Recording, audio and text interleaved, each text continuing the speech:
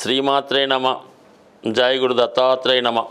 ఈ వీడియోలో మనం ఫిబ్రవరి 16 నుంచి 22 మధ్యలో జరగబోయే వార ఫలాలు పరిశీలించే ప్రయత్నం చేద్దాం. మరి మిథున రాశి వారికి ఇంచుమించుగా ఈ వారం అంతా కూడా రాశి యందు సంచరిస్తున్నటువంటి కుజుడు జాతకుడు యొక్క విశేషమైనటువంటి స్టామినా పెరుగుతుంది. ఏ కార్యక్రమం అయినా తలుచుకున్న వెంటనే పూర్తి చేయాలనే ఆలోచనతో చాలా వేగంగా పనులు పూర్తి చేయడం జరుగుతూ ఉంటుంది.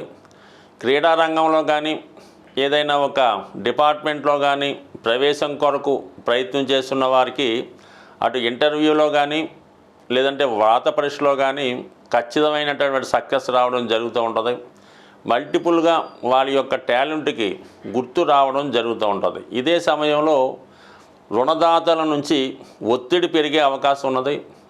బంధువులు కూడా మీకు వ్యతిరేకంగా ప్రవర్తించినట్టు మీరు అనుకోవడం జరుగుతూ ఉంటుంది. బట్ ఏదైనా ఏ చిన్న సమస్యనైనా మీరు సీరియస్గా తీసుకొని దాని మీద ఎక్కువ శ్రద్ధ పెట్టి ఆ సమస్యని పరిష్కరించే ప్రయత్నం చేస్తారు. అందువల్ల ఈ కారణంలో ఎటువంటి శత్రువులు ఉన్నా రుణాలున్నా వాటి కంప్లీట్గా తీర్చివేసే ప్రయత్నం చేయడం జరుగుతూ ఉంటుంది. దానికి 12వ స్థానంలో గురుగ్రహం ఉండడం వల్ల మీ యొక్క అవసరాలకు మీరు చేసే కార్యక్రమాలకు అటు మీ జీవిత భాగస్వామి కానీ మీ శ్రేయోభిలాషులు తండ్రి గారు కానీ గురువు గారు కానీ మీ యొక్క గాడ్ ఫాదర్ లాంటి వ్యక్తులు కానీ సమయానికి మీకు కావలసినటువంటి ఆర్థిక సహకారం అందిస్తారు. మాట సహాయం కూడా అందించి మీరు ఓడిపోకుండా మీకు అండగా నిలబడే ప్రయత్నం జరుగుతుంది. ఈ ప్రయత్నంలో మీకు దైవ బలం కూడా సహకరించడం జరుగుతుంది. అలాగే వ్యయాధిపతిగా ఉన్నటువంటి శుక్రుడు దశమ స్థానంలో రాహుతో కలిసి ఉండడం వల్ల మీరు చేస్తున్నటువంటి గొప్ప ఉద్యోగ ప్రయత్నాలు చాలా వరకు సక్సెస్ అయ్యే అవకాశాలు ఉన్నాయన్నమాట. ఎక్కడన్నా సరే మీరు ఉన్న ప్రాంతంలో కాకుండా అదర్ దెన్ బర్త్ ప్లేస్లో కానీ ఇంకా దూరంగా కానీ మీరు వృత్తి మారాలనుకుంటే ఖచ్చితంగా జరిగే అవకాశం ఉంది. ఇది ఎక్కువగా మీడియా టీవీ రంగంలో ఉన్న వాళ్ళకి అలాగే టీవీ యాంకరింగ్ చేస్తున్న వారికి గతంలో కన్నా మంచి అవకాశాలు రావడం జరుగుతుంది. మీ వేతనం కూడా పెరగడం వల్ల చాలా వరకు బయటికి చెప్పుకోలేని ఆర్థిక సమస్యల నుంచి బయటపడడం జరుగుతుంటుంది. బట్ ఏదైనా వృత్తిపరమైనటువంటి మార్పులు ఈ సమయంలో తప్పనిసరిగా రావడం జరుగుతూ ఉంటుంది. ఎందుకంటే దశమ వ్యయాధిపతుల మధ్య పరివర్తన కంపల్సరిగా మీరు వృత్తిలో కంప్లీట్గా ప్రస్తుతం చేస్తున్నటువంటి వృత్తికి మీరు రేపు మారబోయే వృత్తికి పూర్తిగా సంబంధం లేకపోవచ్చు. సో ఈ విధంగా మీ యొక్క వృత్తిలో మార్పు రావడం జరుగుతూ ఉంటుంది. ఏదన్నా కాంపిటేటివ్గా తీసుకొని పౌరుషంగా దాన్ని ఒక ఛాలెంజ్గా తీసుకొని మీరు అనుకున్నది సాధించడంలో చాలా వరకు సక్సెస్ అవ్వడం జరుగుతూ ఉంది. దీనికి ముఖ్యంగా భాగ్యస్థానంలో ఉన్నటువంటి శని భగవానుడితో రాస్యాధిపతి చతుర్థాధిపతి అయినటువంటి బుధుడు కలిసి ఉన్నాడు. అంటే బుధుడు ఎప్పుడు శనితో కలిసినా కూడా జాతకుడికి ఏమవుతుందంటే చేస్తున్నటువంటి వృత్తి మీద పెద్దగా ఇంట్రెస్ట్ తగ్గిపోవడం జరుగుతూ ఉంటుంది. వ్యాపారం చేస్తున్న వాళ్ళైతే వేరే వ్యాపారం కోసం ఆలోచించడం కానీ లేదంటే ఏదైనా వాళ్ళకి అవకాశం ఉంటే ఏదన్నా సంస్థలో కన్సల్టెన్సీ కానీ ఉద్యోగానికి వెళ్దాం కానీ ఆలోచిస్తుంటారు. అయితే ఉద్యోగం చేస్తున్న వాళ్ళు వ్యాపారంలోకి మారుదామని ఆలోచన చేస్తూ ఉంటారు. బట్ ఏదైనా సరే వృత్తిపరమైనటువంటి మార్పులు తప్పనిసరిగా చేయడం జరుగుతుంది. అయితే కొన్ని సందర్భాల్లో రవి భగవానుడు కూడా కలియడం వల్ల ఏంటంటే ప్రభుత్వ లావాదేవీల్లో ప్రభుత్వ సంబంధించిన వ్యవహారాల్లో కూడా కొంతమందికి అనుకోకుండా ట్రాన్స్ఫర్లు కానీ అంటే ప్రభుత్వ ఉద్యోగులకి ట్రాన్స్ఫర్లు రావచ్చు, ప్లేస్ మారచ్చు. టెంపరీగా మీరు మీ యొక్క ఉద్యోగానికి పక్కన పెట్టి వేరే ఉద్యోగం కొరకు కూడా ప్రయత్నం చేయడానికి ఈ గ్రహస్థితి మీకు కేవలం మంచిగా అనుకూలించడం జరుగుతూ ఉంది. అయితే ఏంటంటే కొంతవరకు ఈ ఆధ్యాత్మిక సంబంధించిన విషయాల్లో ఆధ్యాత్మిక చర్చల్లో పాల్గొంటారు. ఏదైనా ఒక దైవానికి సంబంధించిన కార్యక్రమం తలపెట్టే ప్రయత్నం చేస్తారు. అంటే వాళ్ళు దాన్ని బట్టి ఏదైనా ఒక వ్రతం చేసుకోవడం కానీ ఒక టెంపుల్ కట్టించడం కానీ లేదంటే ఏదైనా ఒక టెంపుల్ని బాగు చేయించి దాన్ని ఉద్ధరిందామని కానీ పునరుద్ధరించడం కానీ ఆలోచనలు రావడం జరుగుతూ ఉంటుంది. అలాగే గురువుల్ని పెద్దవాళ్ళని వారికి ఏదో విధంగా ఆశ్రయం కల్పిస్తుంటారు. వారి జీవనోపాధికి ఎంతో కొంత సహకారం కూడా చేయడం జరుగుతూ ఉంటుంది. ఏదైనా మిథున రాశి వారి దగ్గర ధనం సహకరించాలి, కానీ కంపల్సరిగా ధార్మిక కార్యక్రమాలకి, ఆధ్యాత్మిక కార్యక్రమాలకి ఎక్కువగా సహాయపడుతూ ఉంటారు.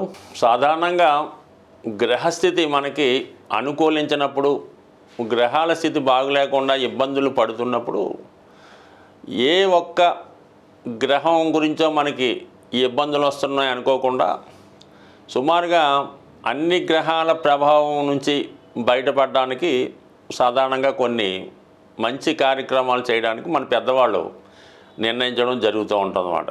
కామన్గా ఏమవుతారంటే ఇది ఏలినాటి శని జరుగుతుంది, కేవలం ఆ శివాలయంలో నవగ్రహాల దగ్గరికి వెళ్ళడం, ఆ శని భగవానుడి ఏదో కొద్దిగా అభిషేకం ఏదో చేసి రావడం జరుగుతుంటుంది.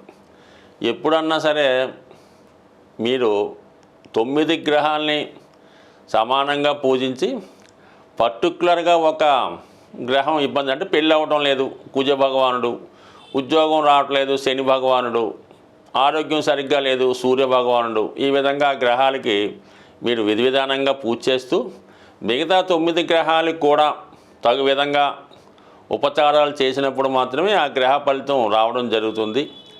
ఏ ఒక్క గ్రహాన్ని నెగ్లెక్ట్ చేసినా కూడా మిగతా గ్రహాల ప్రభావం ఖచ్చితంగా మీ మీద పడుతుంది. కాబట్టి వీటన్నిటికీ బదులుగా ప్రతీ నెల కొన్ని పండగలు లాంటివి రావడం జరుగుతూ ఉంటుంది.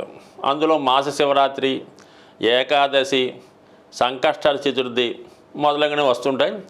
అవి విధి విధానంగా ఫాలో అవ్వడం వల్ల ఏ గ్రహాలు అన్ని గ్రహాలు కూడా మీకు సమానమైనటువంటి ఫలితాన్ని ఇవ్వడం జరుగుతుంటుంది. మరి ఇప్పుడు మనకి ఈ వారం ప్రారంభంలో 16వ తారీఖున వస్తున్నటువంటి ఈ సంకష్టాల చతుర్థి రోజు విఘ్నేశ్వరుడి యొక్క అభయం ఉంటే, విఘ్నేశ్వరుడి యొక్క అనుగ్రహం ఉంటే సమస్త గ్రహాలు అనుకూలించాలని ఈ శివపార్వతులు మరి విఘ్నేశ్వరుడికి ఇచ్చినటువంటి వరం. కాబట్టి ఈ సంకష్టాల చతుర్థి పూజ చేయకుండా మీరు మాస శివరాత్రి చేసిన ఫలితం ఉండదు, ఏకాదశి చేసిన ఫలితం ఉండదు, మహాశివరాత్రి అన్న ఫలితం ఉండదు. అందుకని ముందుగా మరి ఈ నెలలో వస్తున్నటువంటి మహాశివరాత్రి యొక్క పుణ్యఫలం మీకు సంపూర్ణంగా దక్కాలంటే రేపు వచ్చినటువంటి సంకష్టాల చతుర్థి రోజు విఘ్నేశ్వరుడి యొక్క అనుగ్రహం కోసం వీలైనంత వరకు మీరు సొంతంగా కూడా చక్కగా వినాయకుడి ఫోటో ముందు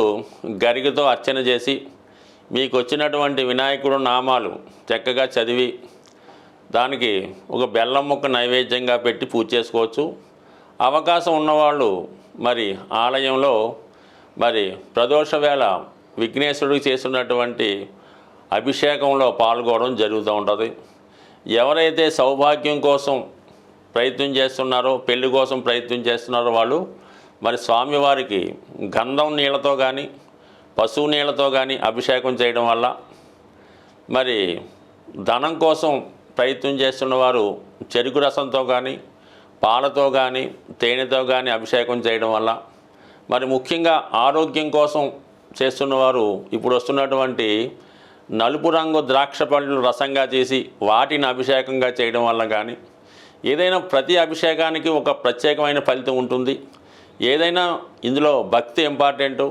చక్కగా మరి సంకష్టాల చతుర్థి రోజు సాయంకాలం పూట అభిషేకంలో పాల్గొని చక్కగా స్వామివారిని ఆశీర్వచనాలు పొంది ఇంచుమించుగా రోజంతా కూడా చాలా నియమంగా ఉండడం వల్ల మరి యొక్క ఆయన అనుగ్రహం ఖచ్చితంగా పొందుతారు. దీని తర్వాత వచ్చే మహాశివరాత్రి రోజు మీరు ఏదైనా ఒక టెంపుల్లో ఎక్కడన్నా సరే ఒక శివలింగాన్ని దర్శించుకొని ఆ స్వామికి విధి విధానంగా అభిషేకం చేసుకోవడం వల్ల, దర్శనం మాత్రం చేత కేవలం చిన్న నామంతో సంతృప్తి చెందినటువంటి గొప్ప దైవం మరి రెండు కూడా ఈ నెలలో మీకు ఈ గ్రహ దోషాల నుంచి బయటపడడానికి ఉపయోగపడుతున్నాయి. కాబట్టి చేసుకున్న వాళ్ళకి చేసుకున్నంత ఏదైనా భక్తి శ్రద్ధ ఇంపార్టెంటు. బట్ ఏదైనా చక్కగా దైవానుగ్రహం పొందాలంటే ఈ మాఘమాసం మించింది లేదు, అందులో మహాశివరాత్రి మించింది లేదు. అందుకే జన్మానికి ఒక శివరాత్రి అంటే ఏంటి అర్థం, మన జన్మలో ఒక్క శివరాత్రిలో